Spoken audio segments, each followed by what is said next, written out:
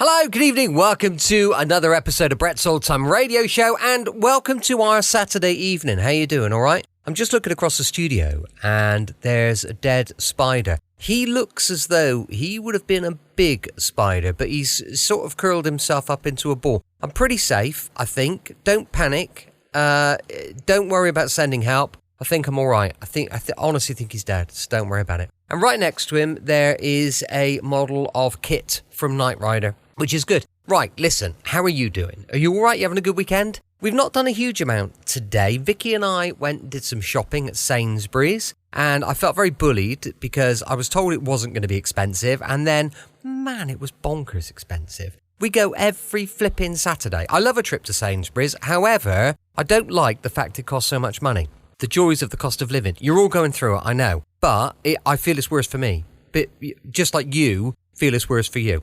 Look, a huge thank you for joining me once again for our regular late night visit to those dusty studio archives of old time radio shows. It's dusty because I can't afford a cleaner. Because honestly, it's terrible. It's a nightmare. Right here at my home in the southwest of the United Kingdom. I'm Brett. I'm your host for our Nighttime Podcast. Welcome to another episode. Don't forget, check out our website, dayslikethis.life. From there, you will find all of our social media. You'll find all of our stuff. So go take a look, dayslikethis.life, and you'll find everything. Most importantly, links to my books. Buy some books.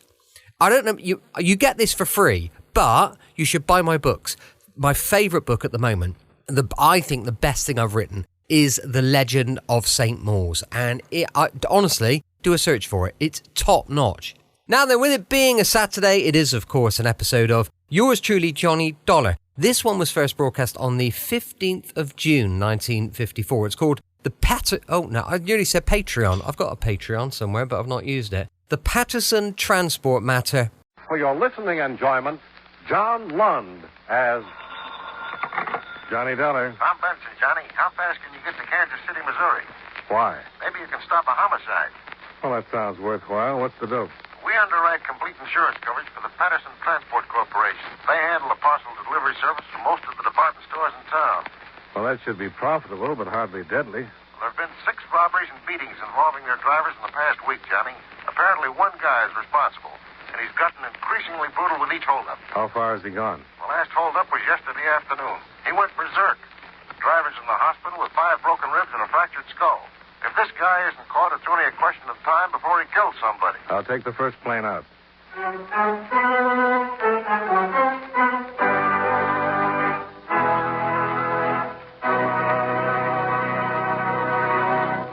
You know, many great men have attained the highest office in our land, the presidency of the United States. Can you guess the name of this man? In 1884, with a limited education and practically no experience in national affairs, he was elected president at the age of 48. During his administration, an income tax was passed, but declared unconstitutional by the Supreme Court. And Coxey's army made its first march on the Capitol as a protest against unemployment.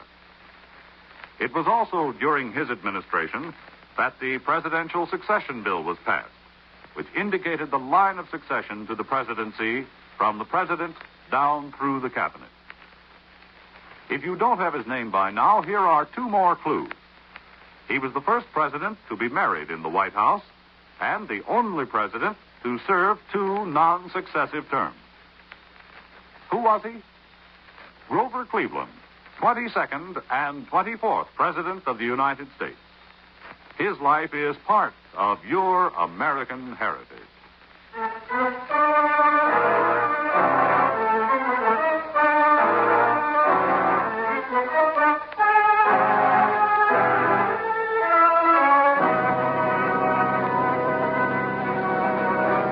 Expense account submitted by Special Investigator Johnny Dollar to Home Office, Eastern Indemnity and Insurance Company, Hartford, Connecticut.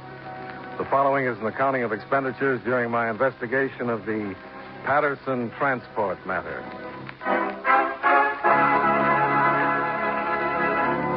Expense account item 1, $73.20.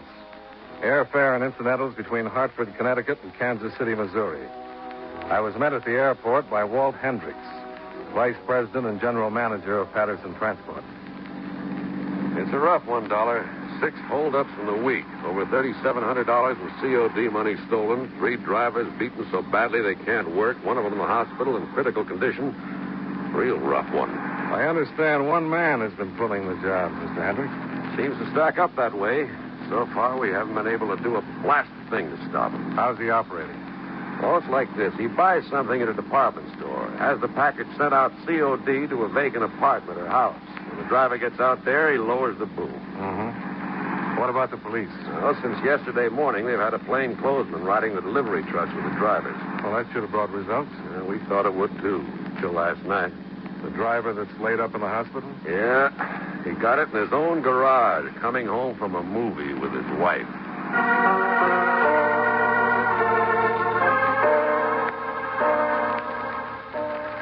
Hendricks dropped me off at the Muleback Hotel. He said the Paterson Transport Company would supply a car for my personal use. And it was there, ready and waiting, after I finished checking in. I drove over to police headquarters at 1125 Locust Street, where Lieutenant Herman of the Robbery Division filled me in. Well, there's a few things about this that make sense, Dollar. Not many, but a few. Like what, Lieutenant? The way he operates, for one, has a definite pattern. Every holdup's either at the far end of the driver's route or the last stop or two before he checks in for the day. Sounds like he's pretty familiar with the delivery operation. And that's what we figure. Maybe from the Paterson transport end, maybe from the department stores. And then another thing. He's almost sure to be a psycho. The way he's manhandled those drivers? There wasn't any reason for beating him. Drivers all have orders not to resist. He gets increasingly brutal with every holdup. No sense to it, unless he's a psycho. Mm-hmm. Any description on him? Yeah, partial. Always wears a blue bandana handkerchief over his face. But here's what we've got on him for what it's worth. Let's see, about 6 feet, 190 to 200 pounds, gray slouch hat, baggy gray suit. Has a noticeable limp in the right leg. Well, that's pretty general, but that limp might help tie him down. I've got the personnel managers of Paterson and the department stores going over their records on the basis of that description. So far, they haven't come up with anything. But here's another angle. Take a look at this map. Yeah, sure. Now, the first robbery took place out here, 4300 block on Seneca. The next, here, at Observation Park. And one here on Cypress. The next at 32nd Terrace. Then 54th and Jackson. Well, that makes a rough circle around the city. What's he been doing, moving from route to route in a definite pattern? That's it. Hitting one driver after another in turn. Well, then you should know who's liable to be next on the list. We do. Driver by the name of Milton Spears. He's got the Southwest Territory down here. If the man we're after follows his pattern, we'll get him. But if he breaks it like he did last night... Yeah. Now, that's about all I can tell you now, Dollar. We're hoping this guy will try again with our men riding the trucks. It's our best bet for getting him. And even if he doesn't, maybe we can... Oh, hi, Grayson. Lieutenant, we just got a report over in Traffic Division. One of the Paterson Company's trucks was in an accident on Anderson Avenue. What kind of accident? Well, apparently the truck got out of control, smashed into a parked car along the curb. The driver was killed. What about our man? He didn't have anybody assigned to it. The truck had been in for repair, and the driver was just road testing it. Doesn't sound like it ties in with a holdup, but I thought you'd better know. Well, thanks, Grayson. Let me see the complete report when you get it in. Yeah, sure, Lieutenant. Say, Sergeant, Yeah? did you get the name of the driver who was killed? Yeah, we got it. His name was Spears. Milton Spears.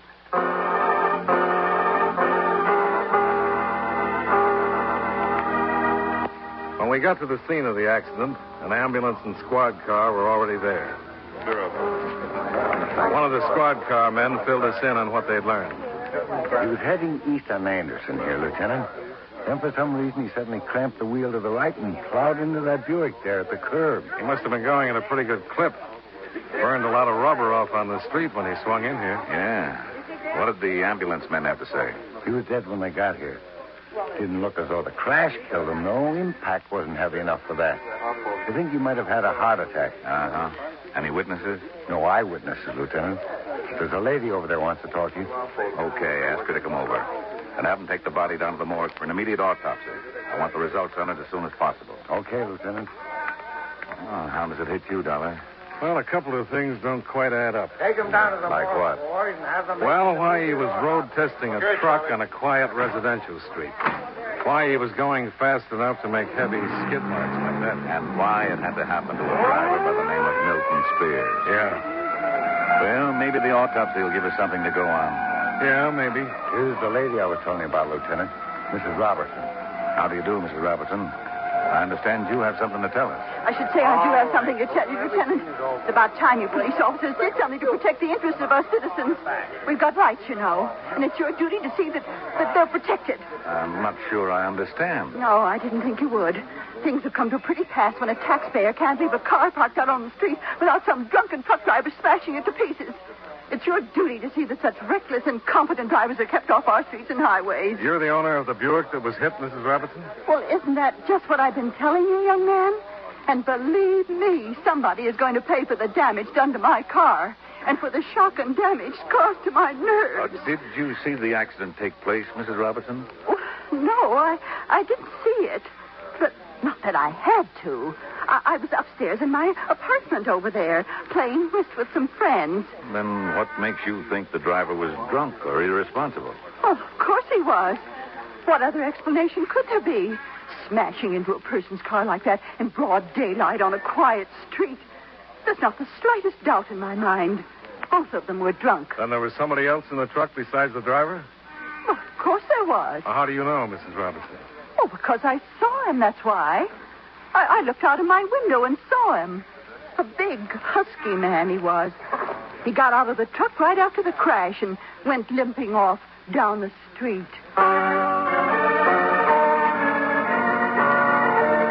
Additional questioning of the excitable Mrs. Robertson brought no further information. We got the same results from the other residents of Anderson Avenue. The men from the lab arrived and started working on the truck and Buick for possible physical evidence, and we went back to police headquarters. No need for you to stick around, Dollar, unless you want to. We won't be getting the autopsy report on Spears for another hour or two. Well, I thought I might look over the driver's statements on the robbery, Lieutenant. Maybe something will hit me. Oh, sure. I'll have Grayson dig them out for you. Yes, sir? Grayson, will you get out the driver's statements in the Paterson transport files? Mr. Dollar would like to look them over. Well, I've got them right here, Lieutenant. Adding another report to the list. What's that? Got a call from General Hospital. The driver who was beaten up last night just died.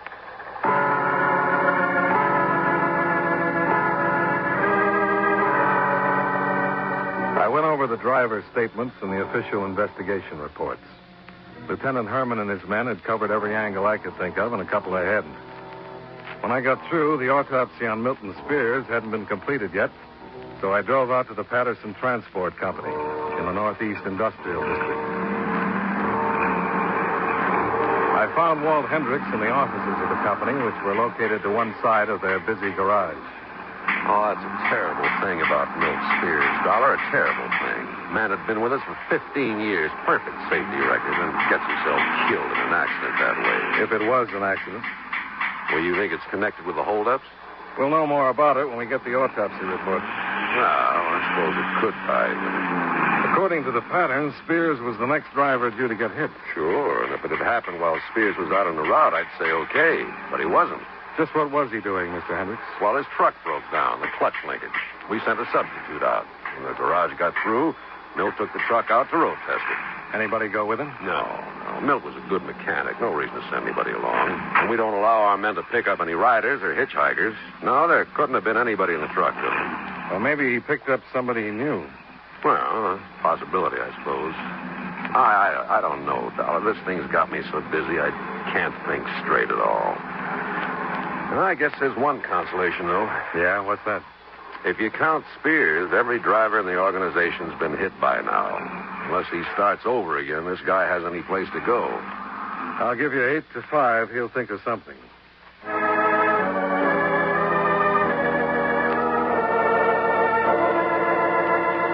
It was getting late in the afternoon, so I figured I'd pay one more visit to headquarters before going back to the hotel and knocking off for the day.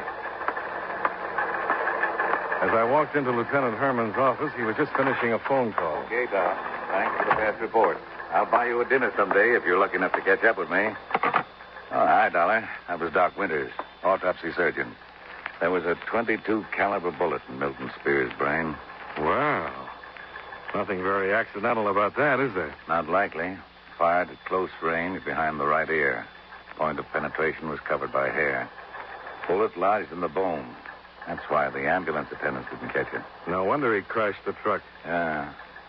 We'll have ballistics examine the bullet. Don't know that they'll come up with anything, though. Well, it's been a long day. What do you say we go out and have a bite to eat? I'll buy that, Lieutenant. There's a good steakhouse right down. Lieutenant Herman.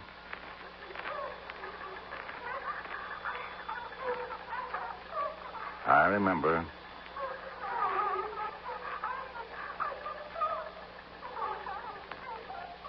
We'll be right there. Now, let's roll, Dollar. What's up? Remember that Mrs. Robertson? The woman who owned the smashed-up Buick? Yeah. She just saw the man we were after. He's out in front of her place right now.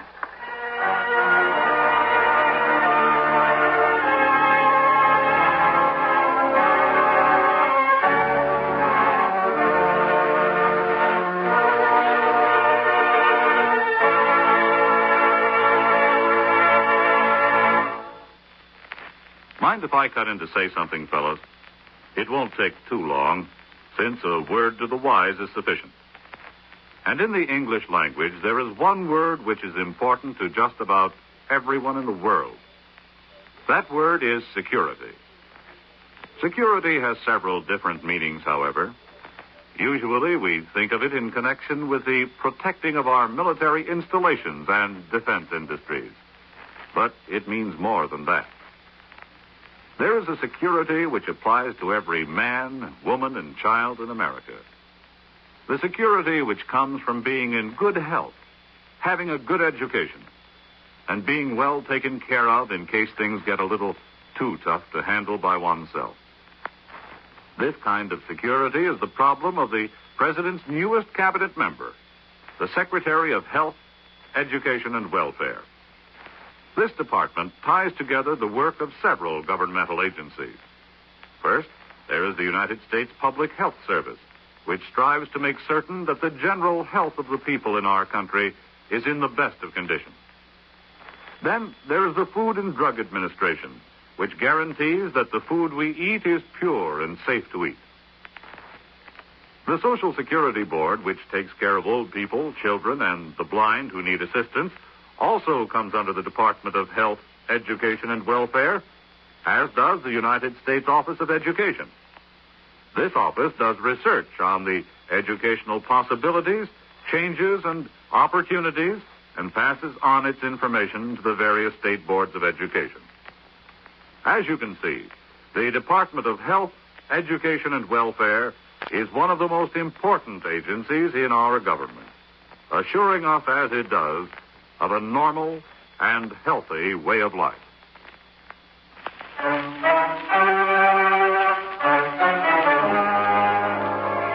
And now, with our star, John Lund, we bring you the second act of Yours Truly, Johnny Dollar.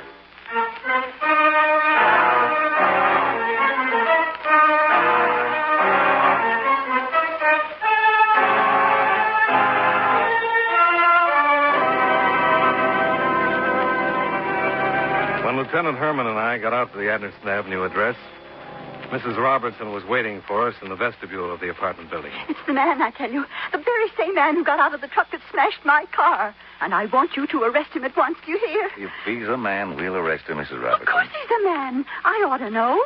I saw him get out of the truck and limp down the street. And I saw him again just before I called you. What was he doing, Mrs. Robertson? Looking over my car, that's what. The nerve of him. A criminal returning to the scene of his crime. There's no doubt about the identification. I told you there wasn't, didn't I? A big, heavy-set man, dressed in a gray suit, walking with a limp. He's the man, all right. Where is he now? Oh, where would a man like that be? I told you he was drunk when he smashed into my car. He went into that bar at the corner.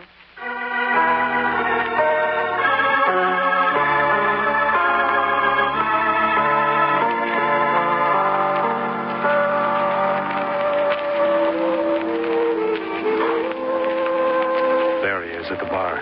Yeah. Only guy in the place answers the description. You want to take him over there? As good a place as any.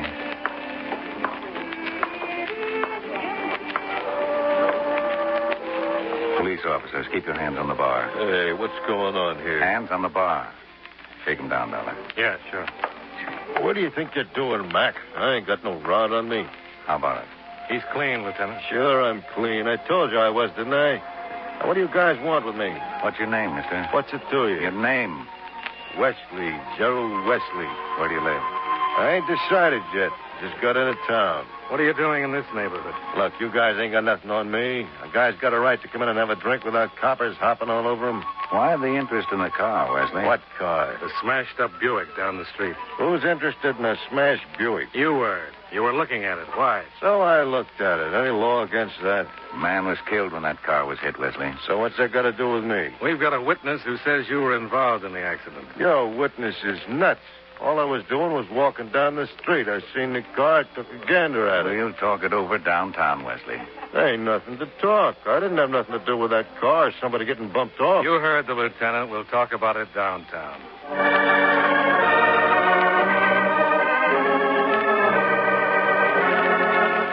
Might as well come clean, Wesley. Make it easier on yourself. There's nothing to come clean about. I told you, coppers, that you ain't got nothing on me. We've got a witness who says different. I told you he's lying. I never been in that neighborhood before. What did you do with the gun? What gun? The one you used to knock off Milton Spears. I never had a gun. And I never heard of the Spears. Now, why don't you guys lay off and let me out of here? Pretty good racket you had, Wesley. How'd you happen to think of it? What racket? The parcel delivery gimmick. You nuts or something? I didn't have nothing to do with them Paterson trucks. We didn't mention the name of the outfit, Wesley. So you didn't mention it. Then how'd you know what we were talking about? I can read the papers, can't I? They've been full of them parcel delivery stick-ups. You know more about it than that. Come on, let's have it, Wesley. I tell you, you're nuts. I just got into town yesterday. From where? California. Where in California? Folsom. We can check on that, Wesley. So check. You'll find out it's like I said. You ain't got a thing on me, coppers. Not a lousy thing.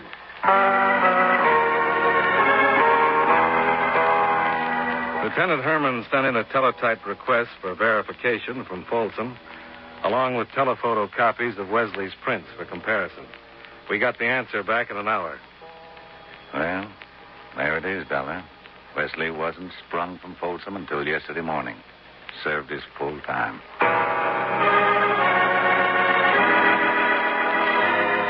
We made one more check.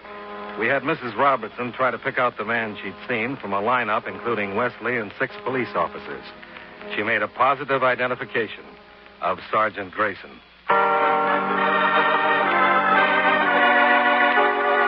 Expense account item 2, $17.85, dinner and drinks for Lieutenant Herman and myself. Afterwards, the lieutenant called it quits for the night, and I headed for the Paterson garage. I wanted to talk with Walt Hendricks again. Lucky to catch me in, Dollar. Don't usually work this late, but it's different tonight. Well, what's different about it, Mr. Hendricks? I've got some drivers to get. A couple of substitutes for those who are laid up. 2 permanent ones. Yeah. Well, I won't take up too much of your time. I just want to get a few things straight. Sure, go ahead. It's pretty obvious that whoever we're after knows the operation of this business. That means he knew he wasn't going to get much of a take on those morning stick-ups.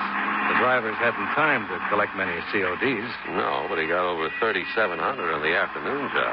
Nothing wrong with that. I don't say there is. But it's possible that money is only the frosting on the cake. Thinking that somebody might have a grudge against the outfit? Well, there's enough evidence to support it. The systematic way he's gone after the drivers, the beatings he's dished out for no apparent reason. Yeah, I've been thinking the same thing. Come up with any ideas? No, not a one. Company's always had a good labor record, never any fuss with competitors. I even checked with Mrs. Thompson about it.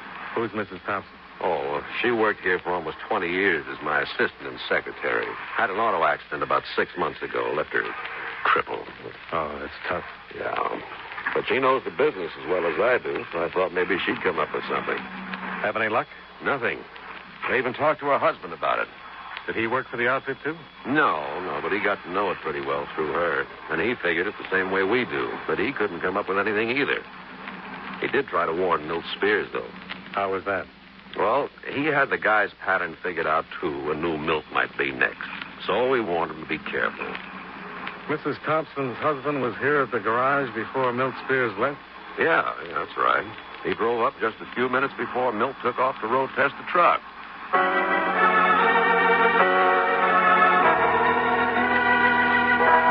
went back to the hotel and put in a call to Tom Benson in Hartford.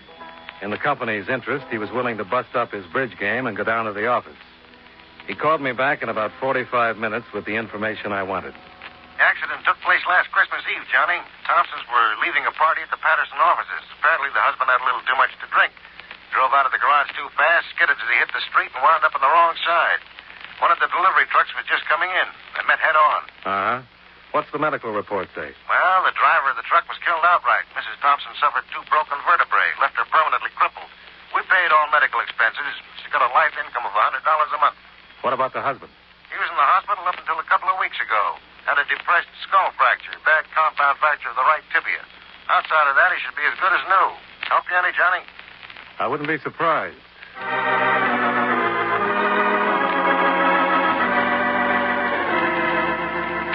The Thompson home was a modest frame bungalow on Prospect Avenue, less than a half mile from the Paterson garage.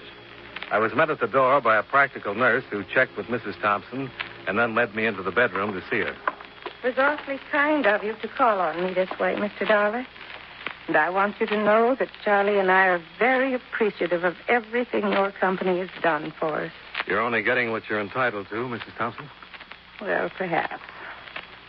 But when you've been used to making your own way of life, earning your own living, then suddenly find yourself in a position like I'm in, well, it's awfully nice to know that there are people like you around.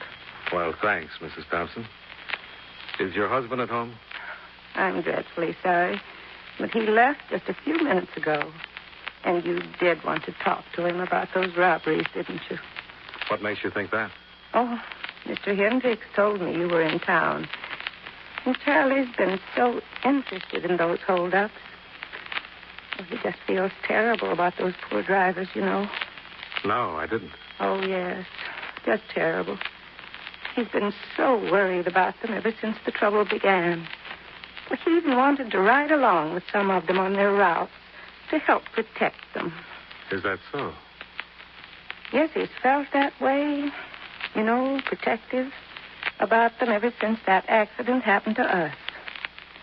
Some men might have felt the driver was to blame that night. Might have felt resentful toward them because of what happened to me. But not Charlie. He's a wonderfully forgiving man, Mr. Dollar. Where is your husband now? Yes. He even had a presentiment about what was going to happen to them after the holdup started. He told me he was afraid that robber would go from one driver to the next, beating them, perhaps even killing them. He even made a list of the ones he was afraid would be hurt. Where is he now, Mrs. Thompson? That's why he went out tonight, Mr. Dollar. He's determined he won't let anything like that happen again. That's why he went out to protect him. To protect who? Well, the next one on his list, of course. My former employer, Mr. Hendricks. The phone was in the living room. I put in 2 fast calls. The first to police headquarters. We'll have a car right out, Dollar. The second was to the Paterson garage to warn Hendricks.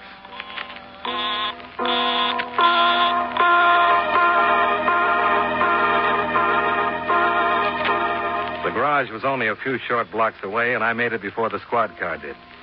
There was a light in Hendricks' office, but it was empty. I tried the darkened garage next.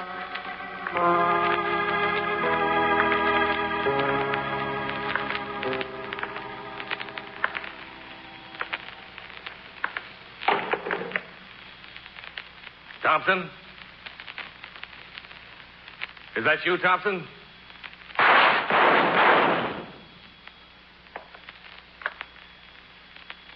Thompson?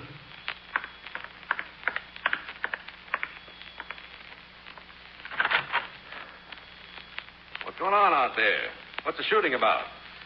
It's Dollar, Hendricks. Dollar? Yeah. Throw some lights on, will you? Yeah, sure. What's going on here, Dollar? What are you... Oh, Charlie Thompson. Yeah. Where were you? In the back room. But Charlie, what happened? Well, somebody had to stop him from protecting you.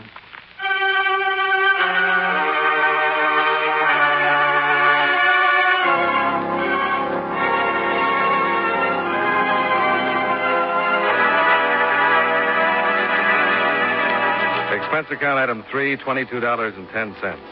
Hotel bill and miscellaneous. Expense account item 4, $71.30, airfare back to Hartford. Expense account total, $184.45. Remarks: when ballistics verified that Thompson's .22 Colt had killed Milton Spears, my official job was over. My unofficial one, informing Mrs. Thompson, wasn't nearly as easy. I guess I got a little confused. It's the only way I can account for the fact that she believes her husband died a hero, getting the bandit single-handed. Yours truly, Johnny Dollar.